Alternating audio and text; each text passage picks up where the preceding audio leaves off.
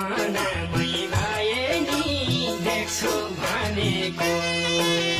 यही बेलामा कलमको मसिसकियो सानो मायालाई केही कुरा लेख्छु भनेको यसरी झेल्दैछु दुःख अनि आँसुमा खेल्दैछु कल्पनामै भए नि देख्छु भनेको यही बेलामा